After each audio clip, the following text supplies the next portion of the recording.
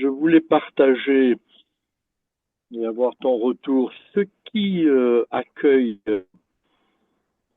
complètement ce qui est là de manière immédiate, est-ce qu'on peut dire que c'est au-delà de la forme? Ah bah oui, parce que tout ce qui est accueilli, c'est du domaine de la forme, mais Hmm. euh, ce qui est accueilli, ben, n'est pas enfermé dans une forme, et c'est pour ça que on ne peut pas localiser ce qui accueille. Ce qui accueille ne peut pas être localisé. Mais j'ai l'impression que cet accueil-là, il me laisse une impression d'être-té et que ça n'a rien à voir avec le contenu. Oui, Mais bien sûr, le mot être-té ne représente pas une chose, hein, ouais, mais c'est plutôt quelque chose d'intime ouais. qui amène oui, une joie intime, on va dire. Juste,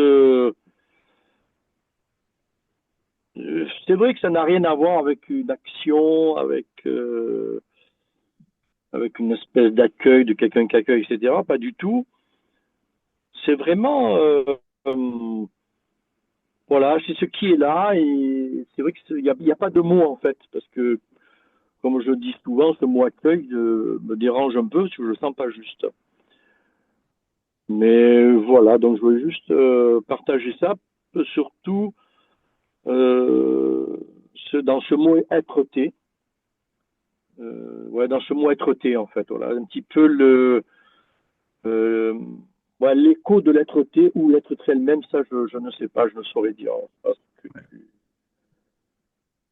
que tu entends, ce que tu pourrais partager avec ça. Déjà, il faut bien faire la différence entre accueillir, qui est une action, Oui, et l'accueil lui-même, hein. Accueillir, c'est une action avec un moi qui accueille quelque chose, hein. on est d'accord. Et l'accueil lui-même, ça renvoie à une dimension impersonnelle, à une ouverture impersonnelle. Oui, tout à fait, c'est ça. En fait, c'est impersonnel, mais en fait, il n'y a pas de séparation, une espèce ouais, une espèce d'unité entre guillemets, mais dire des mots dans ce vécu-là, voilà, c'est un peu, les mots ne parlent pas de la justesse de ce qui est, quoi, en fait. Voilà. Ouais, D'accord. c'est sûr, hein, c'est limitatif. Oui, voilà.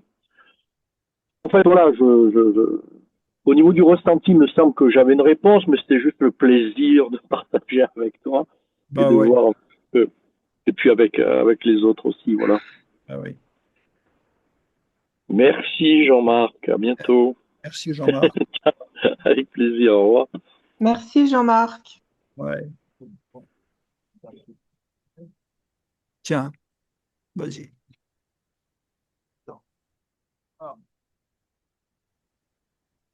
Bonjour. Je me souviens qu'une fois, tu as dit, on l'entend là? Les gens entendent à distance, ça c'est Je me pour souviens qu'une fois, on entend. Jean-Marc a dit quelque chose d'extrêmement puissant, parce que là, avec tout ce que dit Jean-Marc, c'est comme si on tournait autour du pot de ce qu'il a dit déjà.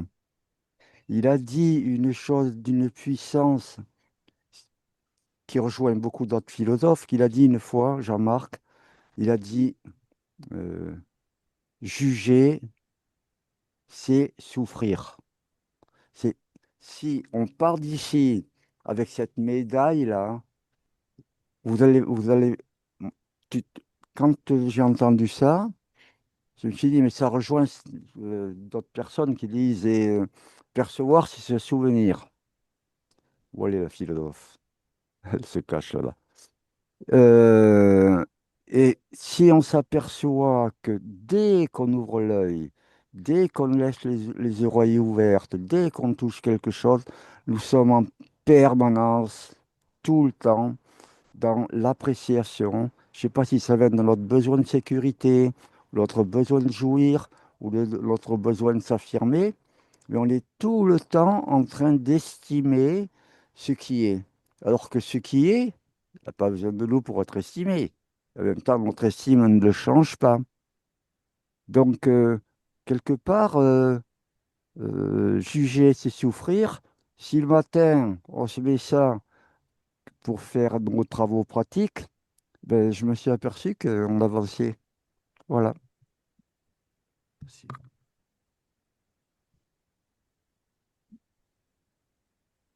Ouais, il faut bien différencier le jugement de la vision, hein. Le jugement, c'est, on va dire, un attachement à un point de vue relatif. Donc, une perception d'un fragment. Mais la vision elle-même, ce qui voit, n'est pas enfermé dans quoi que ce soit. Donc, il y a conscience de cette restriction, ce qu'on appelle le jugement, c'est une sorte de fermeture, une sorte de restriction. Et ce qui est conscient de cette restriction est en dehors de la restriction. Donc, dès qu'il y a ce rappel d'un regard qui contient les points de vue et qui n'est pas enfermé dans aucun point de vue, il y a une forme de déconstruction de la saisie, de l'attachement qu'il y a à un jugement ou à une opinion quelconque. Ça se délite, ça se défait, simplement. Le jugement part du mental, la vision ne part pas du mental, puisque le mental est un objet dans la vision. La vision est au-delà du mental, c'est évident.